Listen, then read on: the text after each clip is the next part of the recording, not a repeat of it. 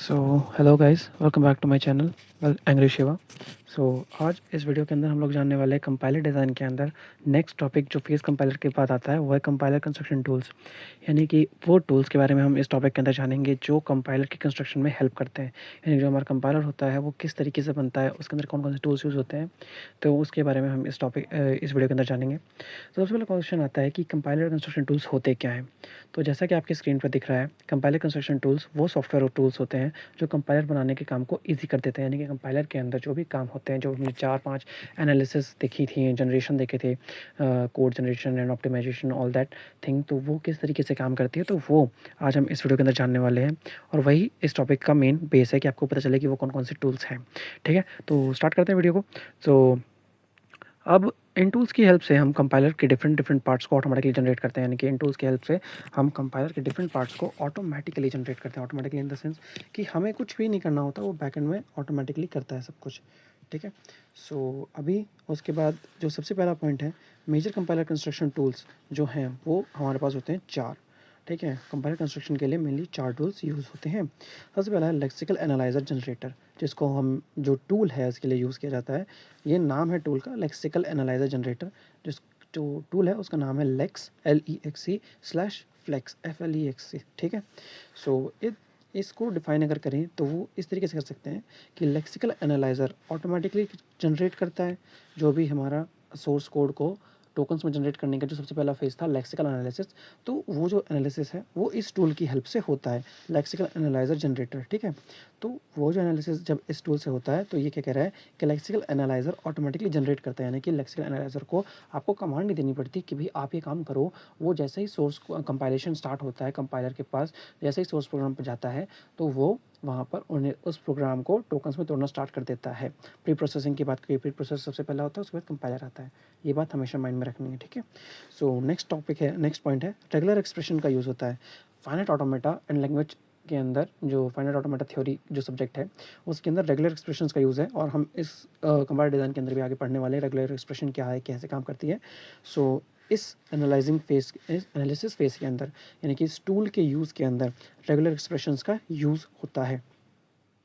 तो मैं एक बार फिर से रिपीट कर देता हूँ कि लेक्सिकल एनालाइजर जनरेटर ये नाम है, और लेक्स फ्लेक्स शॉर्ट के अंदर लिखा जाता है उस टूल के बारे में। सबसे पहला पॉइंट है लेक्सिकल एनालाइजर ऑटोमेटिकली जनरेट करता है। क्या जनरेट करता है?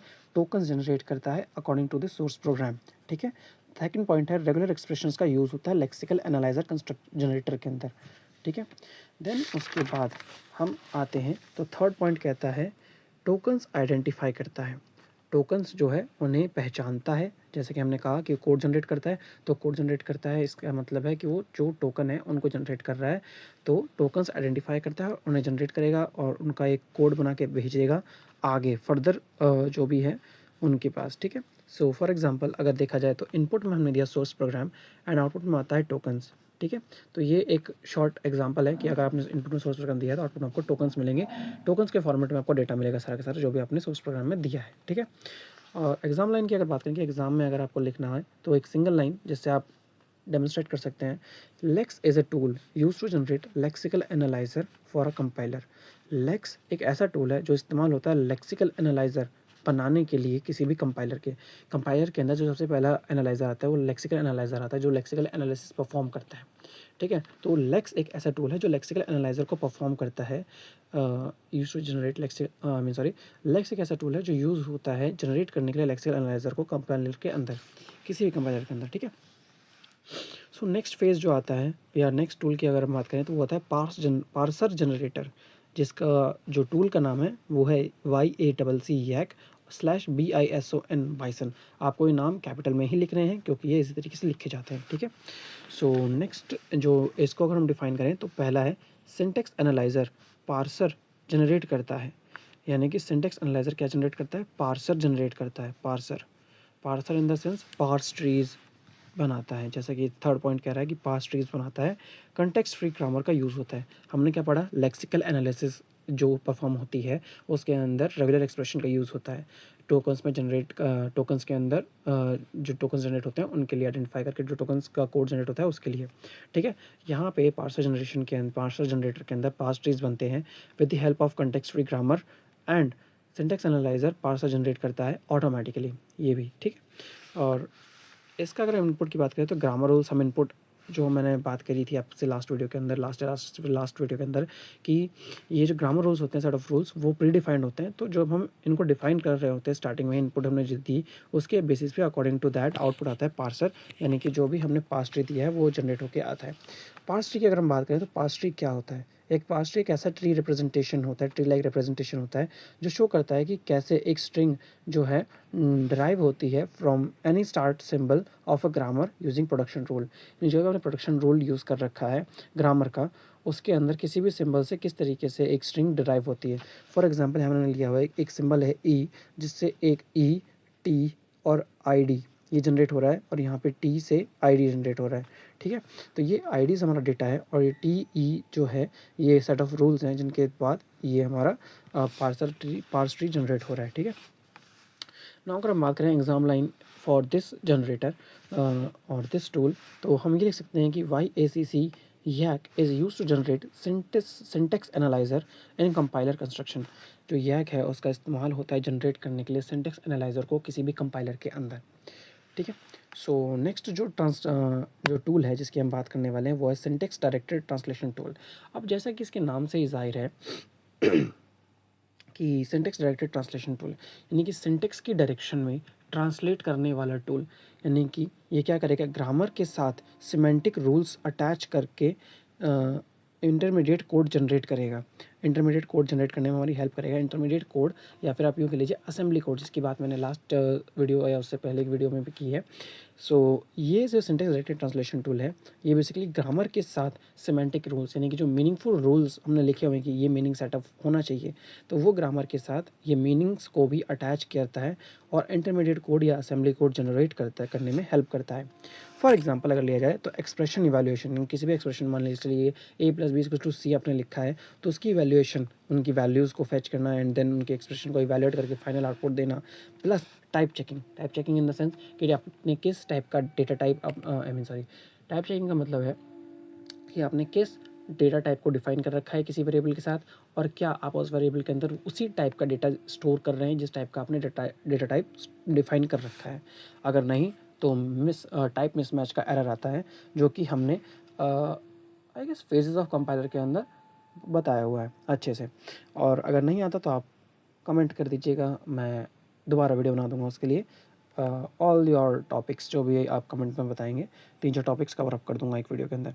नेक्स्ट अगर हम टूल की बात करें तो वो है कोड जनरेटर टूल। इस टूल के अंदर, जैसा कि नाम से ही ज़ाहिर हो रहा है आपको, कि ये जो टूल है वो कोड जनरेट करने में हेल्प करता है। लास्ट जो टूल था वो इंटरमीडिएट कोड जनरेट करता था, डायरेक्ट कोड जो सोर्स कोड है या मशीन कोड है वो जनरेट नहीं करता था। तो ये कोड जनरेटर टूल हमारी क्या हेल्प करेगा, ये इंटरमीडिएट कोड को, यानी कि जो हमने ऊपर जो टूल की हेल्प से हमने कोड जनरेट किया था असेंबली कोड, उसको मशीन कोड में कन्वर्ट करता है, यानी कि 0-1s के अंदर कन्वर्ट करता है। टारगेट मशीन के लिए ऑप्टिमाइज्ड कोड जनरेट करता है, यानी कि जिस भी मशीन में आप काम कर रहे हैं, मे बी आप लैपटॉप के अंदर काम कर रहे हैं, कंप्यूटर सिस्टम के अंदर काम कर रहे हैं, या फिर आप अपने मैकबुक के अंदर काम कर रहे हैं, या फिर मान के चलिए आप अपने स्मार्टफोन के अंदर काम कर रहे हैं, तो सभी के अंदर ये सिस्टम सेम ही होता है। टारगेटेड मशीन के लिए ऑप्टिमाइज्ड कोड जनरेट करता है आपका code generator tool with the compiler, जो कंपाइलिंग फेजेस और जनरेशन टूल्स होते हैं उनके अंदर। नेक्स्ट अगर हम बात करें तो यहाँ पे एक समरी टेबल है, अगर आप चाहें तो आप एग्जैक्टली यही टेबल आप जनरेट कर सकते हैं, यही टेबल आप एग्ज़ाम के अंदर ही बना के आ सकते हैं, एग्ज़ाम फ्रेंडली है। तो अगर टूल्स की बात करें तो सबसे पहला टूल है हमारे पास लेक्स और फ्लेक्स, दूसरा है YACC YAC और Bison syntax directed tool, and then is code generator. ये 4 टूल्स हैं जो हमारे कंपाइलर के अंदर काम करते हैं, कंपाइलर कंस्ट्रक्शन में हेल्प करते हैं हमारी, ठीक है। सो इनके यूजेस देख लेते हैं। जो लेक्स फ्लेक्स है वो हमारा यूज़ होता है लेक्सिकल एनालिसिस के लिए। जो YAC और बाइसॉन है वो हमारा यूज़ होता है सिंटेक्स एनालिसिस के लिए। सिंटेक्स डायरेक्टेड टूल्स हैं वो हमारा यूज़ होता है सिमेंटिक एनालिसिस के लिए। एंड जो कोड जनरेटर है वो हमारा यूज़ होता है मशीन कोड जनरेशन के लिए। होप कि आपको ये चीज़ें समझ में आई होंगी। अगर आपको मेरी मैं क्या कहना चाह रहा हूँ कि अगर आपको मेरी बातें कुछ ज़्यादा फास्ट लगती हैं तो आप वीडियो को थोड़ा सा स्लो करके देख लीजिए, शायद आपको उसमें बेटर जो है व्यू मिलेगा बातों को समझने का, और आपको मेरी बातें समझ में आएंगी। अगर आपको नहीं आ रही हैं तो इन शॉर्ट अगर लास्ट टू लास्ट बात की जाए कि इन शॉर्ट अगर हमने क्या पढ़ा है इस पूरे कंस्ट्रक्शन टूल के कंपाइलर कंस्ट्रक्शन टूल टॉपिक के अंदर, तो compiler construction tools are software tools, वो सॉफ्टवेयर टूल्स होते हैं जो यूज़ होते हैं building different phases of a compiler efficiently. किसी भी कंपाइलर के डिफरेंट डिफरेंट फेजेस को बिल्ड करने लिए एफिशिएंटली बिल्ड करने के लिए यूज़ होते हैं ये कंपाइलर के construction tools, compiler construction tools जो हैं। कॉमन टूल्स जो हैं वो इंक्लूड करते हैं लेक्स फॉर लेक्सिकल एनालिसिस, जो कि हमने ऊपर बात की है, लेक्स और फ्लेक्स। तो लेक्स हमारा common construction tool, common compiler construction tool है जो हम यूज़ करते हैं लेक्सिकल एनालिसिस के लिए। यैक और बाइसॉन जो हैं वो यूज़ होते हैं सिंटेक्स एनालिसिस के लिए, यहाँ पर सिंटेक्स एनालिसिस के लिए। And syntax directed translation tools for semantic processing, यानी कि जो मीनिंग हमें फाइंड आउट करना है कि मीनिंग परफेक्ट है या नहीं, उस चीज़ के लिए। And code generation tools for generating target machine code. Code generation tool का यूज़ होता है टारगेटेड मशीन कोड को जनरेट करने के लिए, 0 1 की फॉर्म में हमारे असेंबली कोड को कन्वर्ट करने के लिए। देन लास्ट टू लास्ट एक मेमोरी ट्रिक है फॉर ऑल दिस टूल्स, इनको याद रखने के लिए, टूल्स के नाम याद रखने के लिए बेसिकली, तो वो है LPSC। आप अपने तरफ हिसाब से कुछ भी बना सकते हैं। लेक्स पार्सर सिमेंटिक कोड, यानी कि सबसे पहले आएगा हमारा लेक्स, लेक्सिकल एनालिसिस के लिए लेक्स फ्लेक्स। देन पी से आता है पार्सर, पार्सर यानी कि यैक और बाइसन, YACC और बाइसन यानी कि पार्सर जनरेटर जो नाम है। देन आता है third one as syntax directed tools, syntax directed translation tool, यानी कि सिमेंटिक, यानी जो मीनिंग के लिए है, मीनिंगफुल। ओके, देन उसके बाद आता है हमारा कोड, कोड यानी कि code generation. So I hope आपको सारी चीज़ें समझ में आई होंगी, आपको मेमोरी ट्रिक जो है वो भी समझ में आई होगी, याद रखने के लिए आपको बहुत बेनिफिशियल होगी। और अगर आपको कोई भी दिक्कत होती है तो आप कमेंट कर सकते हैं, मैं उस चीज़ के लिए पूरी मेहनत से वीडियो बनाऊंगा और ज़रूर बनाऊंगा। तो मैं आपके नोट्स आप बना सकते हैं इससे, जो भी मैंने चीज़ें लिखी हुई हैं आप एग्जैक्टली लिख के अपने हिसाब से भी मॉडिफाई कर सकते हैं इन्हें, और याद कर सकते हैं, याद रख सकते हैं अगर आपको समझना है तो। वैसे तो शॉर्ट के लिए मैंने इनको इस तरीके से लिखा है। आज की वीडियो में बस इतना ही, मिलते हैं कल एक और नई वीडियो के साथ अगले टॉपिक में, जो कि होने वाला लेक्सिकल एनालिसिस रेगुलर एक्सप्रेशन। तो नेक्स्ट वीडियो के अंदर हम लोग पढ़ने वाले रेगुलर एक्सप्रेशन के बारे में। So be ready and stay safe. Okay, bye bye, मिलते हैं कल। Thank you for watching. Video पसंद आ रही हो तो लाइक शेयर सब्सक्राइब कर देना, शेयर करना अपने दोस्तों के साथ अगर उन्हें भी ये चीज़ चाहिए हो तो। Thank you.